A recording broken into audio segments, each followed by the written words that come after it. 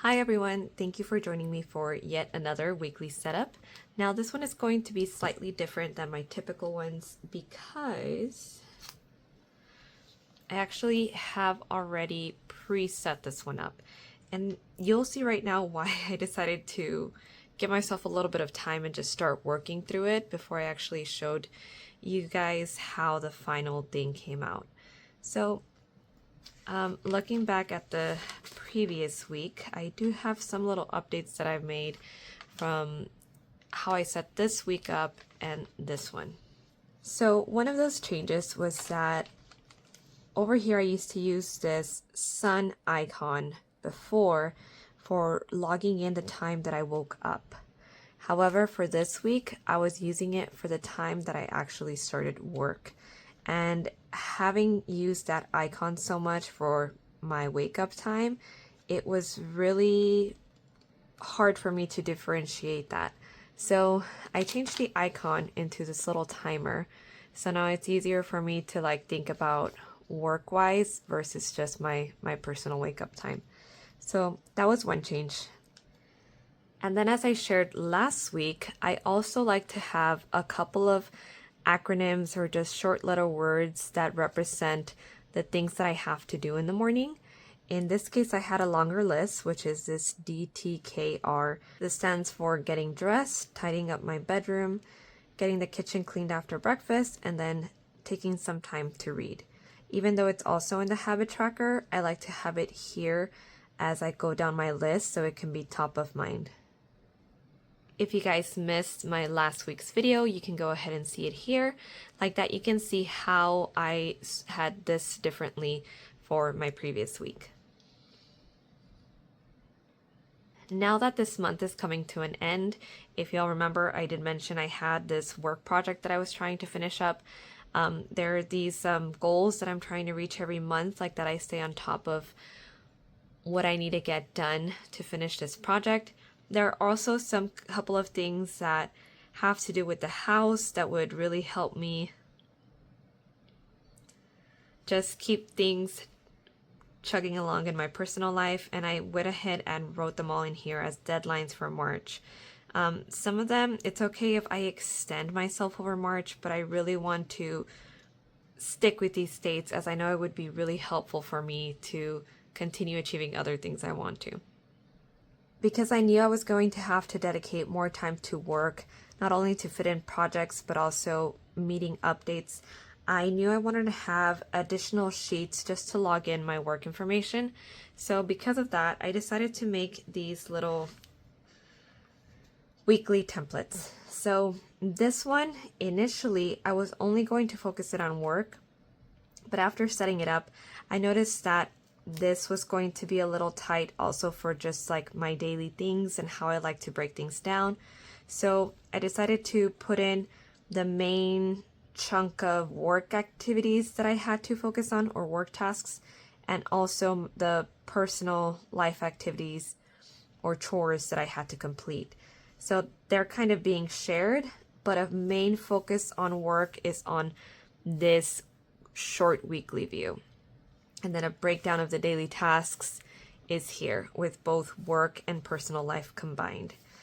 And this is a fairly well-known format. It's very similar to the Take a Note one. And I did use it at the start of January. Personally, really enjoyed the sizing of how this is broken down and how it gives you more liberty to use up those stickers on days that you don't really write as much information. So I thought it was very neat, and something you will notice is that for every month I kind of changed the color scheme a little bit just to make it easier for me to differentiate what was, for example, January, this was February, and then we had March. So now it's easier to go back through my notes as the border is a different color for every month. So for these first 2 days, this has been working out well. It is a little distracting to see the things I have to do outside of work. So while I'm working on my computer and I see grocery order and all these other chores that I have to do throughout the day, it's hard for me to maintain my focus. So I'll show you on a different video what has been working for me better with regards to how I'm keeping track of my job to-dos, but it has been interesting to test something new for now.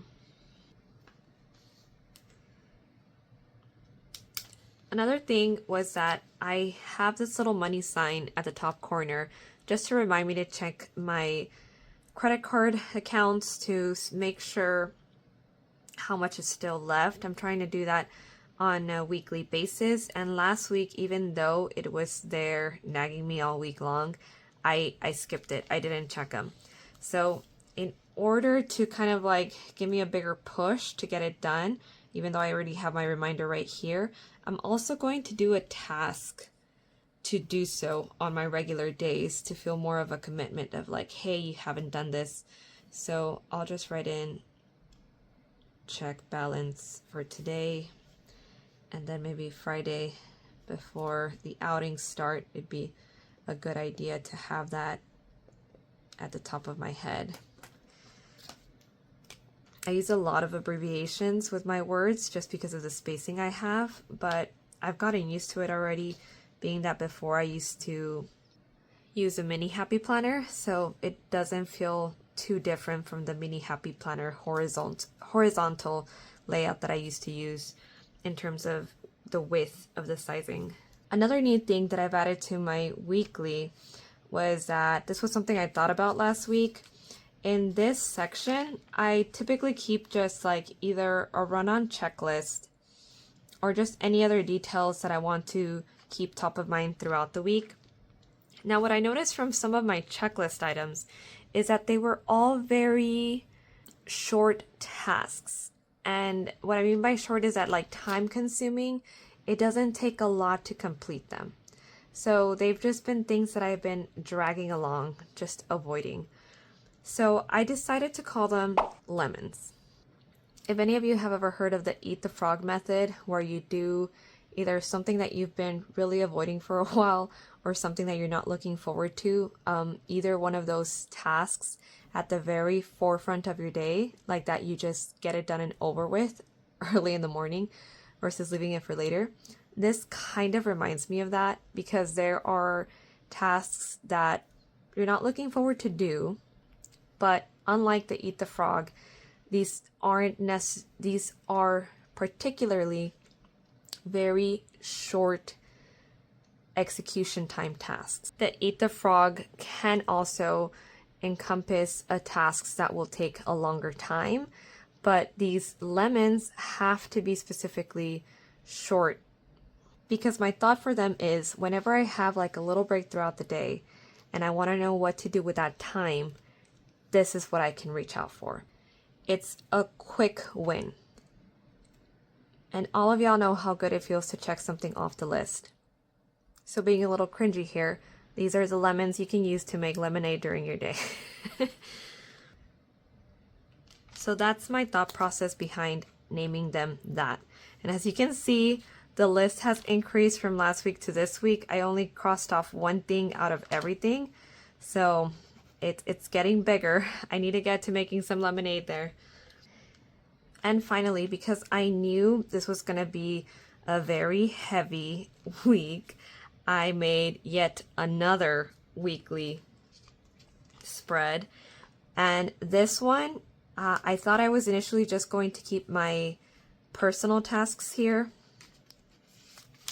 So use these for work and use these for personal, but obviously that changed. And instead, I mixed this personal with also the new curriculum that I'm trying to do for my little toddler. So as you can see, I'm still brainstorming. I'm still trying to figure things out. So this was my jot down of what more or less I'm considering for this week. A checklist to count down what things I did every day. Here I'm writing down meal ideas. I have all of the things that I want to do for my April pages in order to set up for that. And then also a week overview and a top 3. All this was just built as I went, and I do believe that I could have merged portions of this information into this layout. And I'm glad I did do another section for all of my personal things, because it would have really been crowded over here. I honestly don't know where exactly I would have been able to squeeze in all that information. So probably moving forward, I will have to make a couple of extra weekly spreads just for me to jot down additional points. So that encompasses my weekly setup. I know that it was quite interesting of a take with all of these additional weekly spreads, but I hope it gave you a better idea of how you can expand from where you currently are if you are using a book-bound planner. On my next few videos, I hope to be sharing some of my April setup. As with this being a new quarter, I'm excited to do a little extra planning for it. I'm excited for you to join me on that next one, but for now, wishing you a great day planning. Bye-bye.